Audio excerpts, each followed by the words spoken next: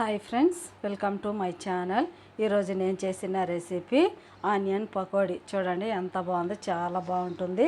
క్రిస్పీగా గుల్లగా మనం స్వీట్ షాప్ స్టైల్లో ఎలా చేయాలో మీకైతే షేర్ చేస్తాను.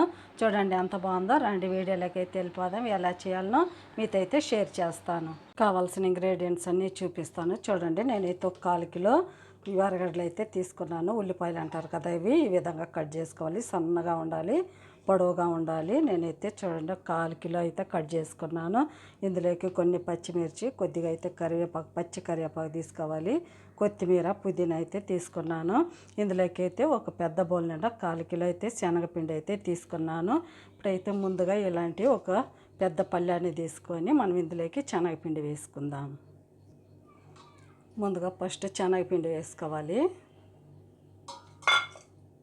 శనగపిండి వేసిన తర్వాత ఇందులోకి ముందుగా మనం కొద్దిగా వేడి చేసుకున్న ఆయిల్ వేసుకోవాలి. ఒక 2-3 స్పూన్లు అయితే వేసాను. ముందుగా ఆయిల్ వేసుకొని పిండిని మనం బాగా పిండికి పట్టేటట్టు ఇలా కలుపుకోవాలి. అప్పుడు గుల్లగా టేస్ట్గా చాలా బాగుంటుంది. పకోడీలు గుల్లగా వస్తాయి అన్నమాట. బాగా అంతా ఇలా రబ్ చేసుకుంటూ పిండికి బాగా పట్టేటట్టు కలిపేసుకుందాం. చూడండి, ఇక్కడ చూపించిన విధంగా బాగా మనకి పిండికి ఆయిల్ బాగా పట్టేసింది. ఇప్పుడు ఇందులోకి మనం కట్ చేసి పెట్టుకున్న ఉల్లిపాయలన్నీ ఇందులోకి వేసేసుకోవాలి. ఇలా నలుపుకొని వేసుకోవాలి. అన్నీ వేసేసుకుందాము. చూడండి, అంతా వేసేసాను. వేసేసి ఇప్పుడు మనకు బాగా ఈ ఉల్లిపాయలు నీరు వచ్చే వరకు ఇలా పిండిలో వేసుకొని బాగా ఇలా రబ్ చేసుకుంటూ కలుపుకోవాలి. ఉల్లిపాయలో ఉండే తడే సరిపోతుంది మనకి. ఇలా కొద్దిగా ఒక 2-3 నిమిషాలు కలుపుకోవాలి. ఉప్పు కూడా వేసుకొని సరిపడా చూడండి కొద్దిగా అయితే వేసుకున్నాను. ఇంకా కొద్దిగా వేసుకొని ఉప్పు బాగా మనకి ఈ పిండిలో బాగా కలిసిపోయేటట్టు, ఉల్లిపాయలు నీరు కూడా వస్తుంది. ఉప్పు కనుక వేసి కలిపామంటే బాగా ఇలా గట్టిగా ప్రెస్ చేసుకుంటూ కలుపుకోవాలి. చూడండి, ఉల్లిపాయల నీరు అంతా పిండిలో బాగా కలిసిపోయింది. కావాలంటే మనకు అవసరమైతే కొద్దిగా నీళ్ళు చిలకరించుకుంటూ వేసుకోవాలి. ఇప్పుడు ఇందులో కొద్దిగా బియ్యం పిండి వేసుకుందాం. ఎక్కువ కూడా అవసరం పట్టదు మనకి. కొద్దిగా వేసుకుంటే క్రిస్పీనెస్ కోసం వేసుకోవాలి. ఒక 2 స్పూన్లంతా వేసుకున్నాను. ఒక 2-3 స్పూన్లే వేసాను బియ్యం పిండి అయితే. బాగా ఇలా కలిసేటట్టు కలుపుకుందాం. ఇప్పుడు ఇందులోనే కొద్దిగా జీలకర్ర, మనం అల్లం వెల్లుల్లి పేస్ట్ వేసుకుందాం. ఫ్రెష్గా దంచుకున్న అల్లం వెల్లుల్లి పేస్ట్ వేసుకోవాలి. చూడండి, ఇలా కచ్చాపచ్చగా దంచుకొని వేసుకున్నాను. అల్లం వెల్లుల్లి పేస్ట్ వేసుకున్నాను. ఇప్పుడు ఇందులోనే కొద్దిగా జీలకర్ర కూడా వేసుకుందాం. కొద్దిగా కారం కూడా వేసుకుందాం. ఎందుకంటే పచ్చిమిర్చి కూడా వేసుకుంటున్నాం కాబట్టి కారం కూడా కొద్దిగా ఉంటే బాగుంటుంది.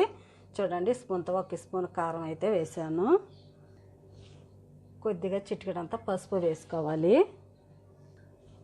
ఇప్పుడు ఇందులోకి మనం కట్ చేసి పెట్టుకున్న పుదీనా వేసుకోవాలి. మీకు ఇష్టం ఉంటేనే వేసుకోండి. పుదీనా వేయడం వల్ల మంచి ఫ్లేవర్ చాలా బాగుంటుంది. కొత్తిమీర కూడా వేసుకుంటున్నాను. చూడండి, పచ్చి కరివేపాకు కూడా వేసుకోవాలి. పచ్చిమిర్చి ఇలా పొడవుగా కట్ చేసి వేసుకున్నాను. అన్నీ వేసేసుకొని మళ్ళీ ఒకసారి అంతా బాగా మనం ఇలా ప్రెస్ చేసుకుంటూ కలుపుకోవాలి. చూసుకొని వాటర్ వేసుకున్నాము. చూడండి, కొద్దిగా పొడిగా ఉంది కాబట్టి ఇంకా మనకి తడి ఉంది కదా, ఇవన్నీ వేసాం కదా, కొత్తిమీర, పుదీనా అంతా ఈ తడి కూడా సరిపోతుంది. బాగా ఇలా గట్టిగా ప్రెస్ చేసుకుంటూ కలుపుకుందాం. ఇప్పుడు ఇందులో కొద్దిగా మనం వంట సోడా వేసుకోవాలి. చూడండి, చాలా కొద్దిగా వేసుకోవాలి. వేసుకొని చూడండి, ఉల్లిపాయ, మన కొత్తిమీర అన్నీ వేసాం కదా, ఇంకా అయితే తడి బాగా వచ్చింది. కొద్దిగా పొడిగా ఉంది కాబట్టి మనం చూడండి కొద్దిగా అయితే వాటర్ తీసుకున్నాను. ఇలా కొద్దిగా చల్లుకొని కొద్దిగా ముద్ద అయ్యే వరకు కలుపుకోవాలి. చూడండి, ఇక్కడ చూపించిన విధంగా ఇలా ఉండాలి. ఇంకా మనకు లూజ్ ఉండకూడదు, ఇంకా గట్టిగా ఉండకూడదు. ఈ విధంగా ఉండాలి. చూడండి ఎంత బాగా అయితే వచ్చిందో. మనం ఇలా పకోడీలు ఇలా వేసుకుంటాం కదా, ఇలా ఉంటే సరిపోతుంది. ఇందులోకి నేను ధనియాల పొడి కానీ, గరం మసాలా పొడి కానీ ఏం వేయడం లేదు. ఎందుకంటే కూర మసాలా అన్నీ వేసాను కాబట్టి పుదీనా, అల్లం వెల్లుల్లి పేస్ట్ అదే సరిపోతుంది. ఇప్పుడైతే మనం కాసేపు మూత పెట్టుకొని నానబెట్టుకుందాం. ఈ లోపల ఆయిల్ పెట్టుకుందాం. ఇప్పుడు ఒకసారి మూత తెచ్చి చూద్దాము. చూడండి, పిండి అయితే బాగుంది. ఆయిల్ కూడా హీట్ అవుతుంది. ఇప్పుడు ఆయిల్ అయితే మనం పకోడీలు వేసేసుకుందాం. చూడండి, ఆయిల్ కూడా బాగా హీట్ అయిపోతుంది. ఇప్పుడు మనం పకోడీలని ఇలా వేసుకోవాలి. ఇలా విడివిడిగా వేసుకోవాలి, రాల్చుకుంటూ. మనకి పెనానికి ఎంత పడుతుందో అంత వేసేసుకోవాలి. వేసేసి బాగా కాలిన తర్వాత తిప్పుకుందాం. అన్ని వైపులా వేసేద్దాం.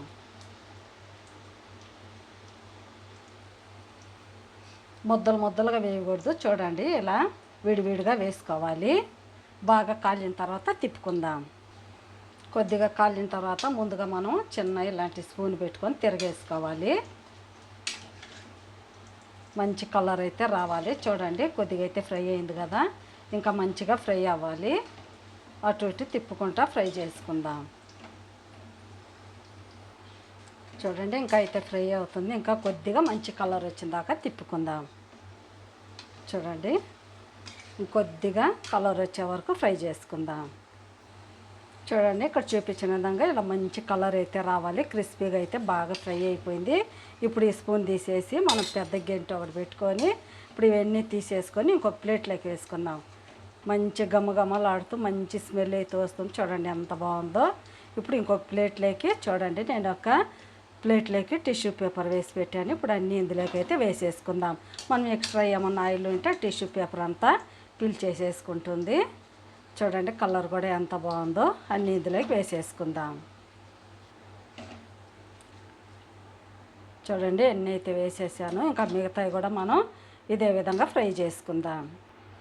అన్నీ తీసేసాను కదా, ఇంకా మిగతా పిండి కూడా ఇదే విధంగా అంతా వేసేసుకుందాం. సేమ్ మనం ఇప్పుడు ఎలా ఫ్రై చేసామో అదే విధంగా ఫ్రై చేసుకుందాం. చూడండి అన్నీ అయితే కాల్ చేశాను. చాలా అంటే చాలా బాగా వచ్చింది. గుల్లగా చూడండి ఎంత బాగుందో. ప్లీజ్ మీకు కనుక నచ్చితే నా ఛానల్ని సబ్స్క్రైబ్ చేయండి, సపోర్ట్ చేయండి, ఇతరులకు కూడా షేర్ చేయండి. బాయ్. మళ్ళీ ఇంకొక వీడియోలో అయితే కలుద్దాం. మీకు ఎలా అనిపించిందో నాకైతే కామెంట్లో తెలియజేయండి. చూడండి ఎంత బాగుందో. Bye. Thank you for watching.